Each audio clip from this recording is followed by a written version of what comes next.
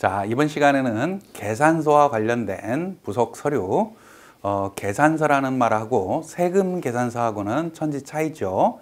우리가 앞선 시간에서는 세금 계산서와 관련된 내용들 살펴봤고요.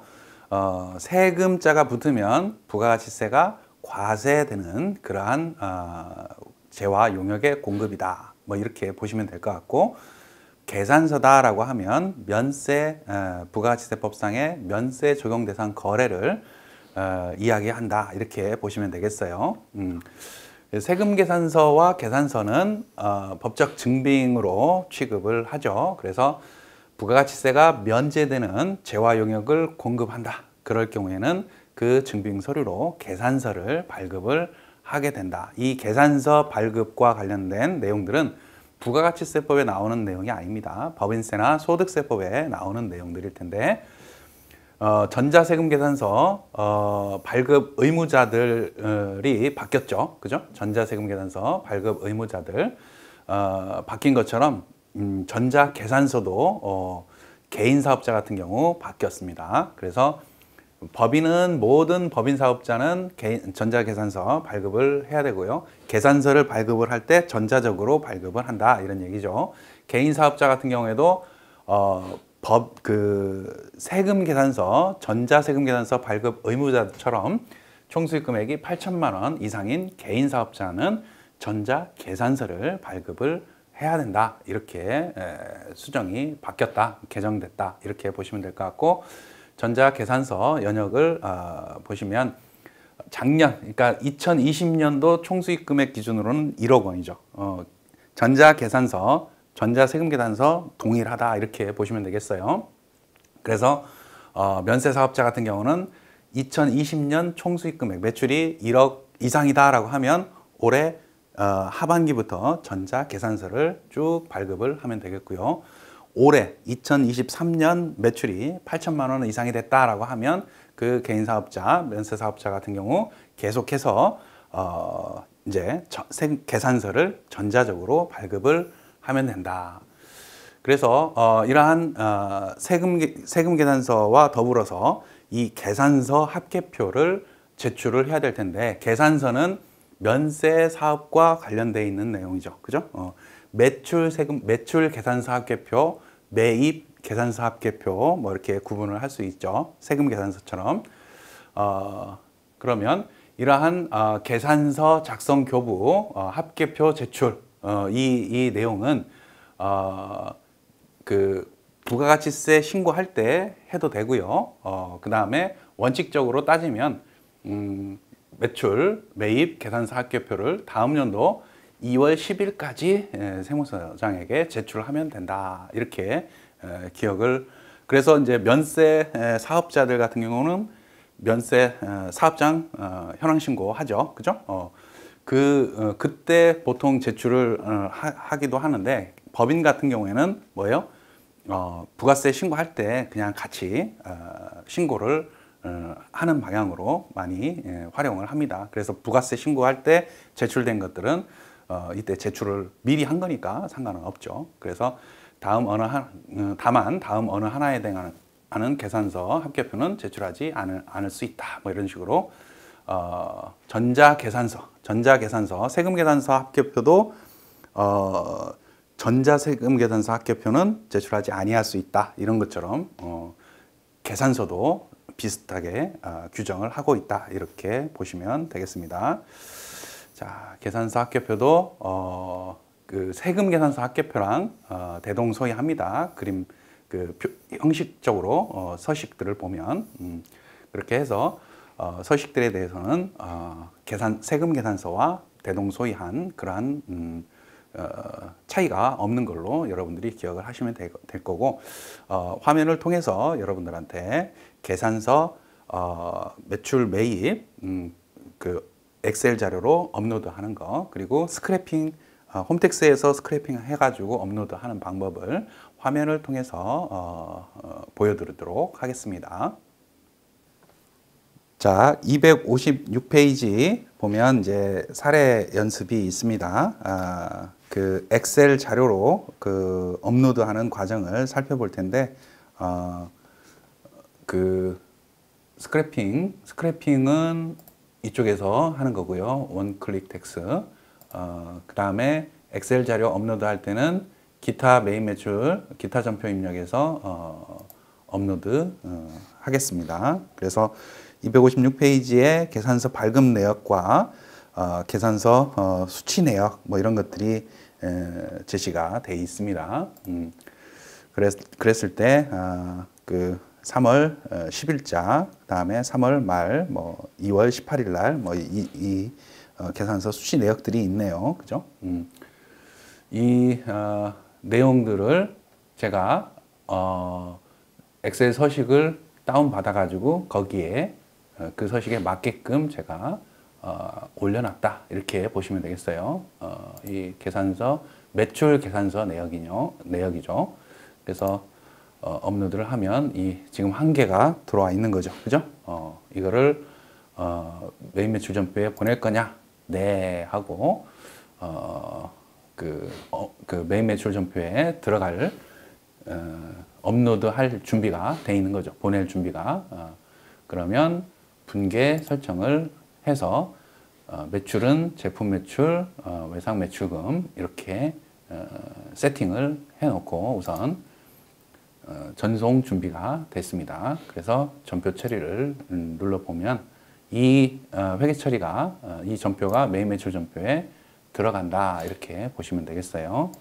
그래서 메인 매출 전표에서 확인을 할 수가 있겠습니다.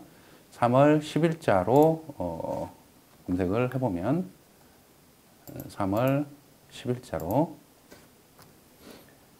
이게 들어왔죠. 그죠?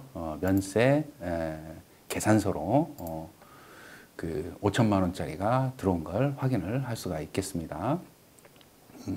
이게 상품 매출이니까 제품 매출에서 상품 매출로 바꿔주는 이러한 수정 작업들이, 수정 보완해야 되는 그런 작업들이 필요하다라는 거 다시 한번 말씀을 드리고, 업로드 했다고 끝나는 게 아닌 거죠. 그죠?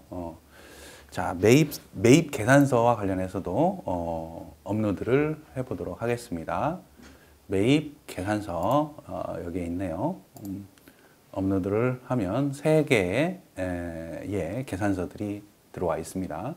그래서 이거 업로드 할 거냐, 메인 매출 전표에 보낼 거냐, 어떻게 보낼 거니? 라고 물어보는 겁니다. 그래서 분계 설정을 해보니까 매입 자료는 차변이 원재료, 그 대변이 외상 매입금 이걸로 회계 처리를 하겠습니다 라고 표현을 하는 거죠. 그러면 우선은 하고 그러면 분계가 혼합으로 뜨게 됩니다. 전표 처리는 아직 안 한 거니까 이거 전표 처리 한다는 건 메인 매출 전표에 보낸다라는 얘기죠. 이렇게 보내게 되면 3월 달에 1월부터 3월 달까지 중에서 지금 이게 들어온 겁니다. 그죠? 이 소팅이 데이터 정렬 방식이 입력 순으로 돼 있죠. 입력 순으로 돼 있으니까 이 금액 지금 관리비, 교육비, 한약재 뭐 이게 들어왔다는 얘기입니다. 근데 분계는 원재료로 돼 있으니까 관리비는 수정을 해야 되겠죠. 건물 관리비 뭐 이런 식으로 교육비와 관련해서는 원재료가 아니라 교육비 뭐 이런 식으로 교육훈련비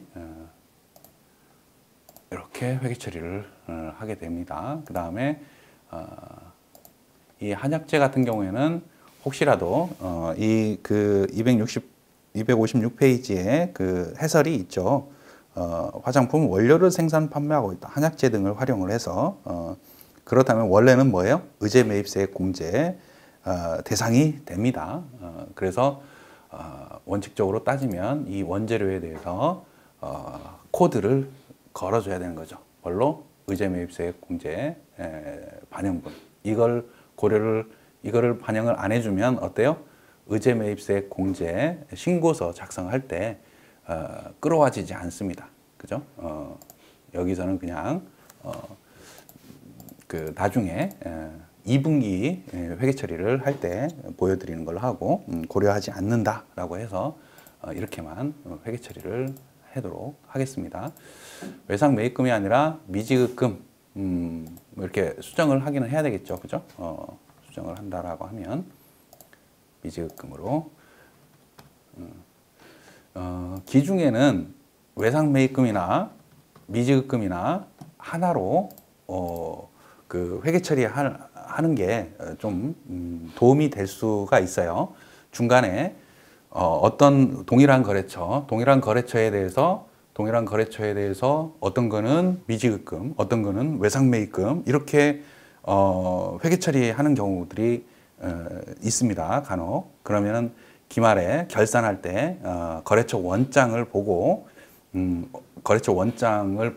이렇게 수정을 해도 되는데 기중에는 차라리 하나로 몰아놓는 게 외상 매입금 몰아놓고 기말에 가가지고 이 외상 매입금은 미지급금 성격이다라고 하면 전체적으로 일괄해서 변경을 하는 그런 방식을 취하는 게 업무가 효율적이지 않을까 그런 생각이 듭니다. 자, 그래서 그 다음 페이지부터 엑셀 자료 업로드하는 과정들을 쭉 설명을 해놓고 있다 이렇게 보시면 될 것 같고 그 결과치가 256페이지, 6페이지 뭐 이렇게 나오게 된다. 그리고 최종적으로 신고서상에 어떻게 표현이 되느냐. 지금 1분기죠, 그죠? 3월달 걸로 바꾸면 아니요 누르고 그렇게 되면 이 지금 계산서 입력한 내용들은 어디에 들어가냐면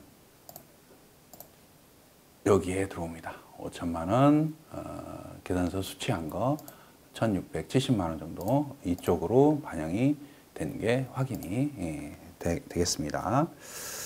자, 그 다음에 홈택스 자료에서 실제로 실제 데이터들을 업로드, 스크래핑하는 과정이겠죠, 그죠?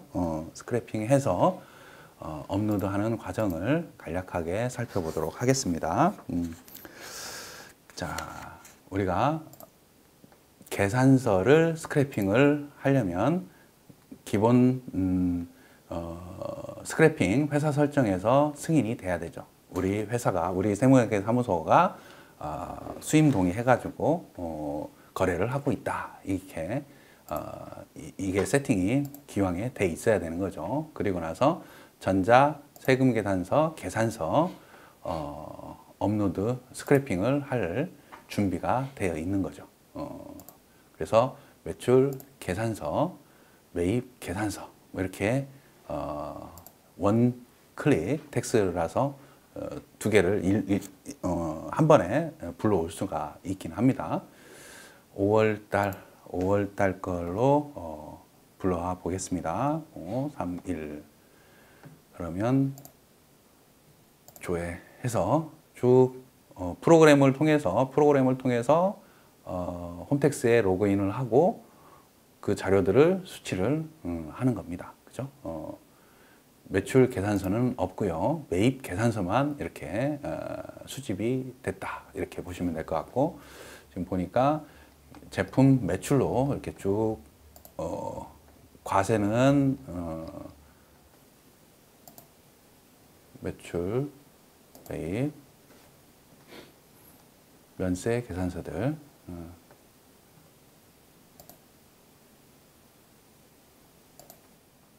그 전에 불러올 때 다 불러와 있던 것 같아요. 그죠? 그래서 면세 부분 이런 부분들이 끌어와진다라는 얘기입니다. 그죠? 그래서 이런 부분들을 메인 매출 전표에 전표 처리를 하게 되면 확인 누르면 아까 중복된 데이터가 존재합니다 하면 보냈던 거는 추가적으로 보내지 않고요. 이런 식으로 매입 매출 전표에 5월 달께 끌어와졌는지 확인이 가능합니다. 이런 게 들어와 있죠. 그죠? 이런 것들이 쭉 들어와 있다. 계산서 매입이 들어와 있고, 수정해서 회계 처리 자체가 원재료로 되어 있기 때문에 이런 것들을 뭐 예를 들어서 관리비나 뭐 이런 것들로 수정할 수가 있겠죠. 일괄해서 거래처 공급처명으로 소팅을 해가지고 그 기왕에 입력된 계정 과목들을 간편집계의 코드 변환을 통해서 원재료 1호, 3호로 되어 있는 거를 뭐 837 뭐 이런 식으로 관리비로 계정 과목을 변경을 한다. 이런 작업들을 수정 해야 된다는 얘기죠. 그죠? 수입세금 계산서 이것도 불러와졌고요. 그죠? 이거는 아까 그 세금 계산서 매입분 업로드 스크래핑 하면서 들어온 것들이다. 이렇게 보시면 될 것 같습니다. 자, 이런 식으로 우리가 계산서 그 매출 매입 계산서를 스크래핑한 자료를 업로드하는 과정을 보여드렸습니다. 업로드하고 그걸로 끝내는 게 아니라는 거 다시 한번 말씀을 드리는 거예요. 그죠? 스크래핑 과정을 통해서 자료를 수치를 해가지고 수집을 해서 그거를 매입 매출 전표에 올려놓는 거, 그걸로 끝나는 게 아니라 올려놓고 나서 뭐예요? 계정 과목, 그 다음에 매입세액 불공제, 그 다음에 혹은 또 뭐 알맞은 회사 특성에 맞는 계정 과목으로 이렇게 수정을 해야 되는 그런 작업들을 추가적으로 해야지 완벽하게 하는 거다. 이렇게 말씀을 드려봅니다. 자, 잠깐 쉬었다가 신용카드 발행과 관련된 신용카드 발급, 매출전표 등 발급, 집계표와 관련해서 말씀을 드리도록 하겠습니다.